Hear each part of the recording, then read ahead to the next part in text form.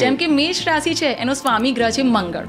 તો જે પણ મેષ રાશિના હશે ને એ લોકોના બધાના ગુણધર્મ મંગળ પ્રમાણે હશે. જેમ કે એ લોકો બહુ ઉત્સાહી હશે, એ લોકો કોઈ પણ કાર્ય કરતા પહેલા વિચારશે નહીં, એમને ડર નહીં લાગે અને એ ત્વરિત નિર્ણય લેવા વાળા છે. તો આ બધા જે કેરેક્ટરિસ્ટિક્સ છે એ મેષ રાશિના છે. પણ સામે ઘણીવાર ત્વરિત નિર્ણય લેવામાં એ લોકો ખોટો નિર્ણય પણ લઈ લેતા હોય છે.